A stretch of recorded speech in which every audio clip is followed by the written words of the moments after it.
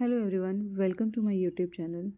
जैसा कि आप लोग जानते हैं TSSB TGT PGT का जो पेपर है वो बहुत जल्द होने वाले हैं, तो उसी से रिलेटेड है मेरी आज की ये वीडियो। हम लोग इसमें बात करेंगे TGT PGT बायोलॉजी से रिलेटेड बहुत important topic cell cycle regulations. ये जो टॉपिक है ये TGT और PGT बायोलॉजी दोनों के लिए ये बहुत इंपॉर्टेंट है। साथ ही साथ अगर आप किसी other competitive exam like state TGT exams और PGT एग्ज़ाम्स की प्रिपरेशंस कर रहे हैं या फिर CSI या नेट की प्रिपरेशंस कर रहे हैं तो उसके लिए भी ये वीडियो बहुत ही इंपॉर्टेंट रहने वाली है। सेल साइकिल रेगुलेशन से हर बार एक ना एक क्वेश्चन ज़रूर पूछा जाता है। इससे भी ज़्यादा भी पूछ लिया जाता है, लेकिन यहाँ से बहुत इंपॉर्टेंटली एक क्वेश्चन ज़रूर ही आएगा और बहुत ही आसान होता है। तो कुछ बेसिक्स हमें जानने की ज़रूरत होती है जिससे हम ये टॉपिक बहुत अच्छे से प्रिपेयर कर सकते हैं। तो आइए बात करते हैं इस टॉपिक के बारे में। सबसे पहले बात करते हैं व्हाट इज़ सेल साइकिल। अगर सेल साइकिल की बात करें तो जो जैसे कि हम जानते हैं फर्स्ट सेल डिवीज़न जो होती है, ठीक है, फर्स्ट सेल डिवीज़न जो होती है उसकी स्टार्टिंग से, ठीक है, to just before the starting of next cell division, उसके बीच में जो गैप होता है सेकेंड सेल डिवीज़न या फिर सेकेंड सेल डिवीजन्स और third to conjugative cell divisions के स्टार्टिंग और जस्ट बिफोर के बीच में जो गैप इंटरवल होता है उसको हम लोग बोलते हैं सेल साइकिल। अगर हम बात करें तो इसको हम लोग दो स्टेज में डिवाइड करते हैं, interphase and M phase. M phase mitotic phase या फिर डिवीज़न फेज, ठीक है। इंटरफेज की बात करें तो इस फेज़ को भी हम लोग जो है तीन पार्ट्स में डिवाइड करके चलते हैं, that is G1 phase, S phase and G2 phase. पूरे सेल साइकिल की बात करें तो ये अगर हम मान के चलें कि 24 आवर का होता है, अलग अलग सेल में अलग अलग टाइमिंग इसकी होती है, सेल साइकिल का टाइमिंग अलग अलग हो सकता है, लेकिन हम एक टाइमिंग लेके चलते हैं कि जैसे कि ह्यूमन सेल या बैक्टीरियल सेल होते हैं वो 24 आवर्स में डिविजन्स करते हैं। तो 24 में अगर मैं बात करें जो एम फेस होगा यानी डिवीज़न फेस होगा वो जस्ट 30 मिनट्स के लिए होगा। बाकी 23.5 में जो हावर्स होंगे वो सारा किसका होगा, इंटरफेस का होगा। यानी सेल साइकिल के अंदर मोस्ट ऑफ टाइमिंग किस में जाता है, इंटरफेस यानी रेस्टिंग फेज के अंदर जाता है। इन स्टेजेस से रिलेटेड डिटेल वीडियो मैंने अपने दूसरे यूट्यूब चैनल पर बनाई हुई है जिसका लिंक मैंने डिस्क्रिप्शन बॉक्स में दे दिया है, वो आप लोग वीडियो जाकर देख सकते हैं। मैं यहाँ पर जो है थोड़े एडवांस लेवल की बात करूँगी, मॉलिक्यूलर लेवल या फिर हाई लेवल पे बात करूँगी किस तरह से रेगुलेशंस होता है। ये तो जस्ट जो है मैं आपको थोड़ा सा जो है इंट्रोडक्शन दे देती हूँ कि किस तरह से सेल साइकिल होता है। आपको अगर जानना है कि M phase, G1 G2 phase में या एस फेज में किस तरह से कम्प्लीटली फेजेस पाए जाते हैं तो उनकी डिटेल वीडियो आप लोग डिस्क्रिप्शन बॉक्स से लिंक पे क्लिक करके देख सकते हैं। G1 फेज़ की बात करें तो ये लगभग होता है 9 घंटे का, एस फेज़ की बात करें तो ये होता है 10 घंटे का और G2 फेज़ की बात करें तो ये होता है लगभग 4.5 घंटे का। इस तरह से मिलकर ये जो है काम करते हैं। G1 फेज़ में बात करें तो इसके अंदर जो DNA है वो डबल होता है और उसके अंदर चेकिंग की जाती है कि ये प्रॉपर तरह से जो है इसकी डिवीज़न हुई है या नहीं, ये प्रॉपर तरह से प्रेजेंट है या नहीं, ठीक है। तो DNA material as a chromatin यहाँ पर प्रेजेंट होता है। इंटरफेस की बात करें तो यहाँ पर क्रोमेटिन के रूप में मटेरियल जो है प्रेजेंट होने लग जाता है और अगर एम फेस में बात करें तो वो क्रोमोसोम के रूप में आ जाता है। जीवन के अंदर ट्रांसक्रिप्शन और ट्रांसलेशन होता है। एस फेज की बात करें तो इसमें रेप्लिकेशन भी होता है, साथ ही साथ में ट्रांसक्रिप्शन और ट्रांसलेशन तो होता ही है। G2 की बात करें तो इसमें भी transcription as well as translation दोनों ही होते हैं, ठीक है। तो क्रोमोसोम की शेप किस में आ जाती है, एम फेज में या डिवीज़न फेज में होता है। इसके अंदर भी ट्रांसलेशन हो सकती है। ट्रांसक्रिप्शन और रेप्लिकेशन एम फेज में नहीं होगा। यहाँ तक कंप्लीट हो चुका है ट्रांसक्रिप्शन एंड रेप्लिकेशन सिर्फ एस फेज में होता है, ट्रांसक्रिप्शन तीनों ही फेजेस में चल रहा होता है और translation after during the M phase भी हो सकता है, ये बात याद रखिएगा।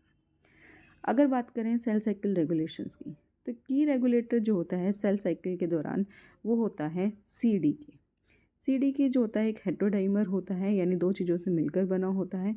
इसकी फुल फॉर्म होती है साइक्लिन डिपेंडेंट काइनेज, यानी ऐसा काइनेज क्या होता है जो फॉस्फोरस ग्रुप को ऐड करता है। ज़्यादातर हम मान के चलते हैं फॉस्फोरस ग्रुप को ऐड करना इज़ नोन एज काइनेज, ठीक है।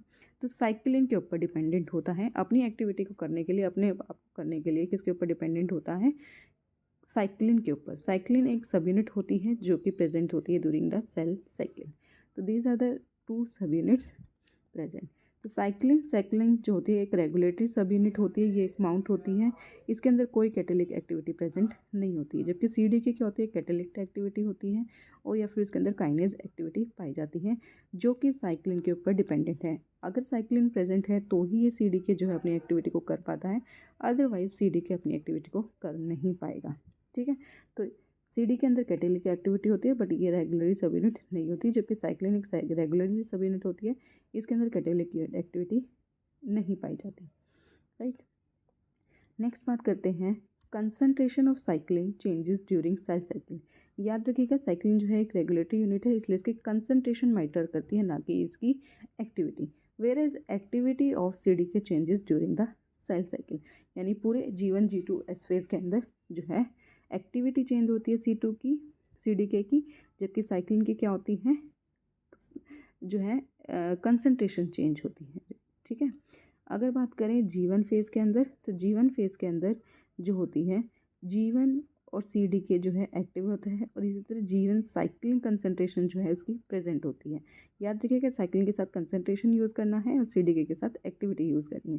ड्यूरिंग द S1 की बात, एस फेज़ की बात करें तो G1 CDK इज इनएक्टिव होता है या G1 साइक्लिन जो है यहाँ पर एब्सेंट होता है। यहाँ पर एस फेज़ का जो CDK होगा या साइक्लिन होगा वो प्रेजेंट होगा। राइट, तो हम देख लेते हैं साइक्लिन साइडिको कॉम्प्लेक्स कौन से फेज़ में कौन सा प्रेजेंट होता है। अगर बात करें G1 CDK, ठीक है, तो G1 CDK बात करें तो G1 फेज़ में G1 CDK होते हैं, लेट G1 या फिर अर्ली CDK इसमें प्रेजेंट होता है, SCDK प्रेजेंट होता है, उसके साथ ही साथ प्रेजेंट होता है MCDK। CDK जो यहाँ पर प्रेजेंट हो सकता है वो दो तरह के प्रेजेंट हो सकते हैं, या तो CDK नंबर 4 या CDK नंबर 2। अर्ली फेज़ की बात करें तो उसमें अंदर है CDK नंबर 2। इसके अंदर बात करें ड्यूरिंग द एस फेज़ या लेट एस फेज़ तो 2, और M की बात करें तो 1, समटाइम्स 2 भी प्रेजेंट यहाँ पर होता है। इसी तरह साइक्लिन की बात करें G1 के अंदर D टाइप प्रेजेंट होता है, G1 के अंदर साइक्लिन D प्रेजेंट होता है। लेट G1 या फिर अर्ली एस की बात करें तो इसमें साइक्लिन E प्रेजेंट होता है, S के दौरान साइक्लिन A और इसके अंदर AB। तो इसका लर्न करने का तरीका है 4 6 2 2 2 1 एंड DEAAB। ठीक है, तो इस तरह से आप इसको लर्न कर सकते हैं। सिमिलरली साइक्रोमाइसिस सर्वेसी या बडिंग गेस्ट में भी मैंने यहाँ पर आपको दिए हुए, ये आपको रिमेंबर करने होंगे। इसकी जो PDF है मैंने अपने टेलीग्राम चैनल पर अपलोड कर दी है, आप वहाँ से डाउनलोड कर सकते हैं। आगे बात करते हैं रेगुलेशंस ऑफ CDK एक्टिविटी। अब हम एक एक करके देखते हैं कि CDK जो है वो किस तरह से काम करता है।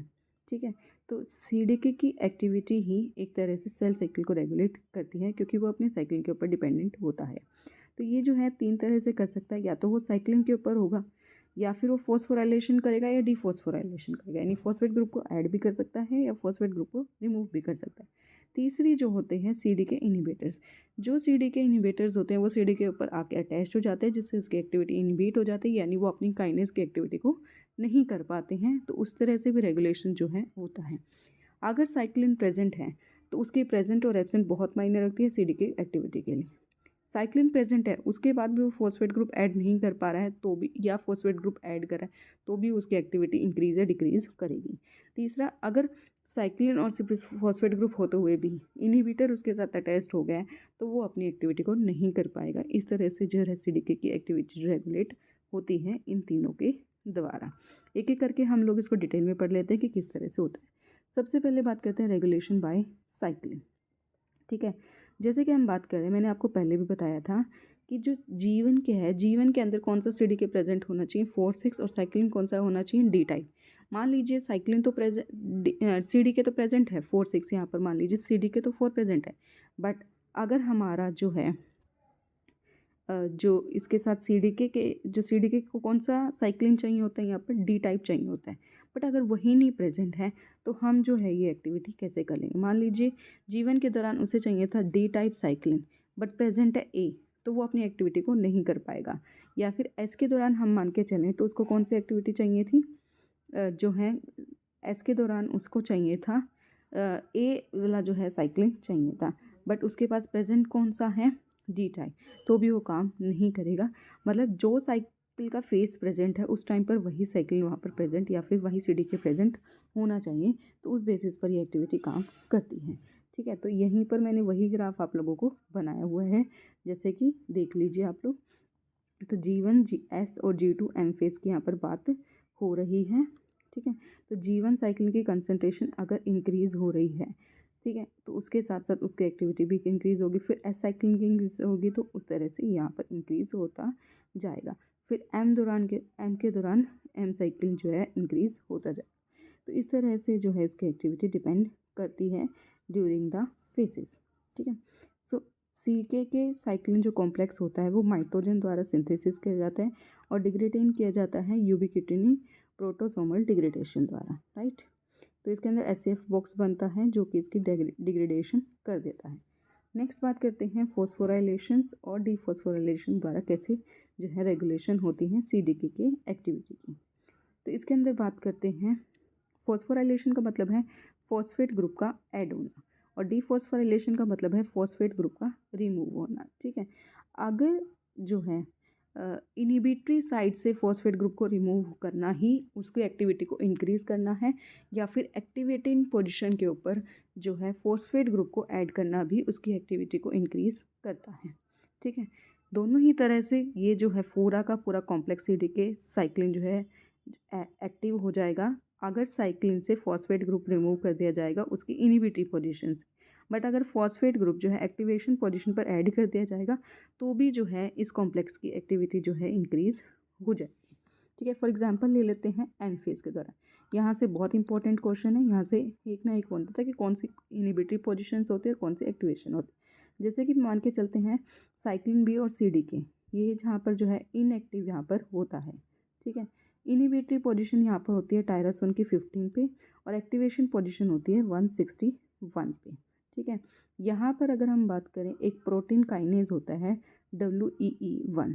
ठीक है, वो क्या करता है, फॉस्फेट ग्रुप जो होता है उधर जो है उसको जो है इनहिबिटरी पोजीशन पर जो है ऐड कर देता है। ठीक है, WE1 क्या करता है, इनहिबिटरी पोजीशन पर जो है यानी टायरोसिन 15 पर जो है फॉस्फेट ग्रुप ऐड कर देता है, जिसकी वजह से इनएक्टिव ये हो जाता है। राइट, याद रखिएगा, जो WE1 क्या करता है, इनहिबिटरी पोजीशन पर फॉस्फेट ग्रुप को ऐड कर देता है, रिमूव नहीं करता है बल्कि उल्टा ऐड कर देता है, तो उसकी जो एक्टिविटी है जो है डिक्रीज़ हो जाती है। ठीक है, फिर नेक्स्ट आता है CA की। CA क्या होता है, CDK एक्टिवेटिंग काइनेज। याद रखेगा, इसकी फुल फॉर्म है CDK एक्टिव काइनेज।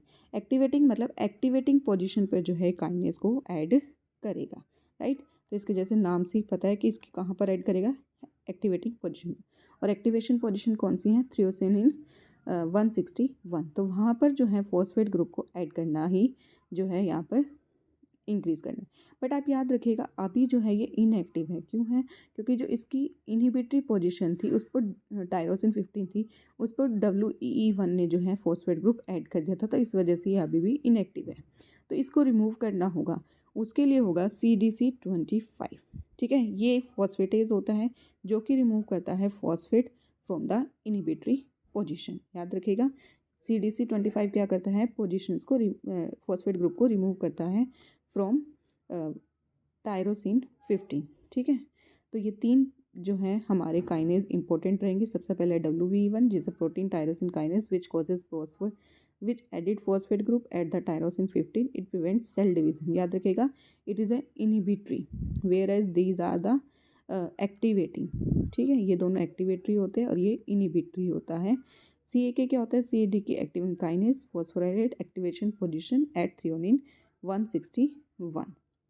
CDC25 क्या होता है, फॉस्फेट ग्रुप होता है जो कि रिमूव करता है phosphate group from the inhibitory sites which is promote mitosis या डिवाइडिंग फेज। ठीक है, अगर हम मान लीजिए WE1 को रिमूव कर दिया जाए, उसका म्यूटेंट आ जाए, उसमें कुछ प्रॉब्लम क्रिएट हो जाए, तो क्या होगा, यानी क्या होगा, mitosis will occur resulted in small size swollen. तीनों ही ज़रूरी है करने के लिए। जब हमें सेल साइकिल नहीं जाना होता है तो WE1 प्रेजेंट होता है या एक्सेस में CDC25 हम लोग कह सकते हैं प्रेजेंट होता है।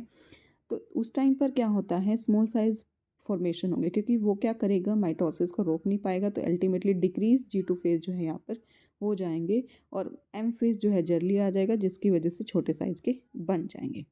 अगर बात करें CDC25 में प्रॉब्लम आ जाती है, यानी CDC25 किसी तरह प्रेजेंट नहीं होता है, या हम कह सकते हैं एक्सेस में WE1 प्रेजेंट होगा, यानी इनिबिटरी पोजीशन एक्टिवेट हो जाएगी, जिसकी वजह से CDK और साइक्लिन जो कॉम्प्लेक्स होगा वो इनएक्टिव हो जाएगा। As a result M phase जो है नहीं आएगा, यानी कोई भी सेल जो होगा वो इलोंगेटेड हो जाएगा। ठीक है, तो याद रखिएगा यहाँ पर इसी तरह जो है CDC2 यहाँ पर प्रेजेंट हो सकता है। CDC2 तो वाइल्ड होगा, इसके अंदर भी क्या होंगे, सेल साइकिल डिवाइड हो जाएंगे। अगर नेगेटिव हो जाता है, रिसेसिव प्रेजेंट हो जाता है, यानी वो जो है सेल डिवीज़न वहाँ पर हो जाएगी, सेल डिवीज़न सॉरी वहाँ पर नहीं होगी। As a result cell cycle G2 phase जो है बहुत बड़ा हो जाएगा और G2 जो as a result M phase जो है नहीं आएगा। CDC डोमिनेट हो जाएगा, तो है वो सेल साइकिल में जो सेल डिवीज़न कंप्लीट हो जाएगी और वो 2 सेल्स में डिवाइड हो जाएगा। तीसरी बात करते हैं CKI, that is CDK inhibitors. ठीक है, तो थर्ड वाला जो रहेगा सबसे important, that is CDK inhibitors. ये अगर हम बात करें तो 2 तरह की फैमिली होती है, किप फैमिली एंड इंक4 फैमिली। IN का मतलब होता है इनिबिटर और K4 का K मतलब होता है CDK और 4 का मतलब होता है CDK4। ठीक है, तो यहाँ पर जो होते हैं ये क्या करते हैं, इनिबिट G1 फेज साइक्लिंग। कौन से वाले को इनिबिट करते हैं, G1 फेज को। They inhibit by binding to the cyclin CD1 complex in CDK4 cyclin। याद रखिएगा G1 में कौन सा साइक्लिन था, साइक्लिन D, और यहाँ पर CDK4 कौन सा था, CDK4, यानी उसके साथ अटैच हो जाएंगे और उसको इनिबिट कर देंगे। कीप और सिप के फैमिली क्या करते हैं, वो क्या करते हैं, CDK की एक्टिविटी को इनिबिट कर देते हैं। एग्जाम्पल हो सकते हैं इसके, एग्जाम्पल कौन से, P21, P27, P57। ये दौरान कौन से दौरान इंक्लूड होते हैं, या तो G1 से S के फेज में बीच में, या फिर हम बात करें SCDK के बीच में इन्वॉल्व ये होते हैं।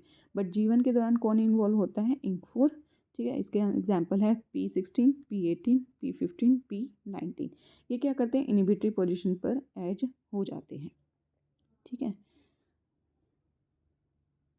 तो ये जो है पूरा फेज बनाया हुआ है कि उसके अंदर कौन थे, CDK4 और 6 प्रेजेंट होते हैं G1 में। G1 टू S फेज के दौरान बात करें CDK2 और E प्रेजेंट होता है। S फेज में CDK2 और साइक्लिन A प्रेजेंट होता है। M फेज में CDK1 और B साइक्लिन प्रेजेंट होता है। तो अभी तक हमने बात करी है regulations of cell cycle by CDK activity. ठीक है, तो यहाँ पर हमने जो है regulation of cell cycle CDK activity 3 तरह से करती हैं, by cyclin, phosphorylation and dephosphorylation and CDK inhibitor. Next video में हम बात करेंगे regulations of cell cycle by check points. तो यहाँ पर भी 3 चेक पॉइंट्स होते हैं, जिसके बारे में हम लोग नेक्स्ट वीडियो में बात करेंगे। अगर अभी तक आपको वीडियो में कोई भी क्वेरी है तो आप लोग कमेंट करके भी बता सकते हैं। वीडियो अच्छी लगी है तो प्लीज़ इसे लाइक, शेयर और सब्सक्राइब करना ना भूलें। साथ ही साथ में नोटिफिकेशन आइकन भी दबाना ना भूलें, ताकि आपको नई अपडेट्स की जानकारी मिलती रहे। ये जो PDF है मैंने अपने टेलीग्राम चैनल पर अपलोड कर दी है, आप वहाँ से इसको डाउनलोड कर सकते हैं। Thank you.